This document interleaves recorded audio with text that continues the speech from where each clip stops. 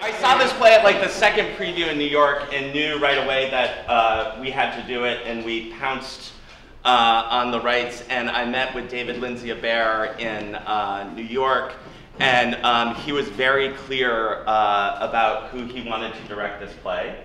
And Kate Whoriskey, who's a dear friend of mine, and Kate was one of the first directors I hired when I was at Perseverance Theater in Juneau, Alaska. We met at a TCG conference, and we were both on these different grants for young directors. And that was 12 years ago, maybe?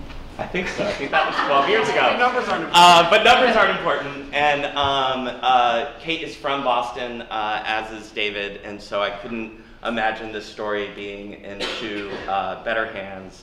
And I want to welcome our amazing company, welcome some people back, like Joanna, welcome back. Where are you?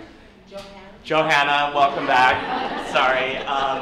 And I love when we have just a great mashup of the best artists in Boston, which we have on our stage with this play, and wonderful artists that we bring in from out of town. That combination is always very exciting for us here at the theater. So welcome back, ladies. And I want to hand the floor over to Kate to say a few words, and then we'll talk a little bit about the design. Okay. Are you guys comfortable? I always feel bad talking when people are standing. You're fine. Okay. You can sit on the floor if it gets boring.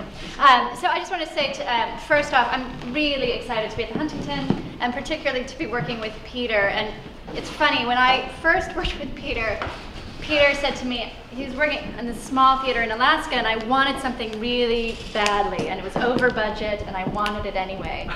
And so I didn't care, so I was like, Peter, I want this thing. And Peter said, well, you know, actually, it costs a lot of money, and it's really, you know, if you really need it, I will give it to you, because I know you're the kind of person who, if I give something to, you will guarantee me a good show. And I got so scared, I was like, I realized that you should never be so brazen. And it's interesting, my experience is like, now that he has a theater at the Huntington, he's actually, I think, trained all of you to do that, because everyone does their jobs so well that I again feel this pressure of like, the company manager is great, the producing director is great, everyone's great, I better show up and do my work. So Peter. And also just to say, we have a really wonderful team of designers.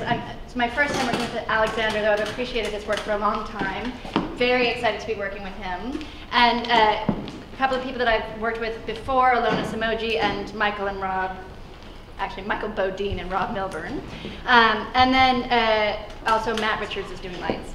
And then also just to say, in terms of the actors, you know, I am from Boston, and I was talking to my mother, and I said, it's odd, we were doing auditions, and I feel something's wrong in New York.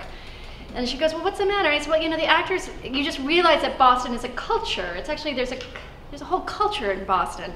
She said, what do you mean? I said, it's just off what they're doing. She said, well, what is it? And I said, well, they're just getting emotional a lot. I mean, if you just see this.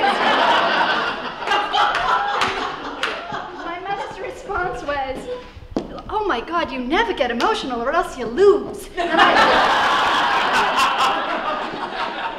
that is absolutely the case with this play, and also it's why I hired all of you, because you like actually work towards the idea of dignity as opposed to the idea of like really these sort of emotional arias. And to me, there's something gorgeous about the stage, about watching people fight for their dignity. So very excited to have all of you, and some of you, it's funny because I know Michael from my days when I was 18 at NYU, and Karen from ART, and Johanna from the Goodman, and Nick went to school with my husband, and Rachel, and it's all sort of incestuous. But,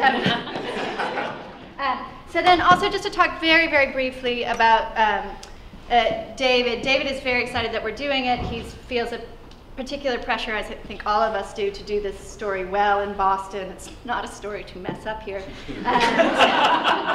or be inappropriate with. But one of the things that he said, which I thought was actually quite beautiful, is that he felt like English writers have long taken the idea of class into their lives, and English playwrights, you can name a bunch of them who've written about class, and very few American writers are writing about class, and he said the difficulty thing for him was that he could only, in his mind, imagine it sort of didactically, and he couldn't figure out a way to form these people in this idea of class. And then someone said, why don't you do a play about Southie? And he said, if I do something about Southie, class will naturally exist within it. And as he was talking about the play, he said, for him, the biggest question was, are we working in a society now, or are we creating an America now where it's impossible actually to get out of your circumstances if you're poor?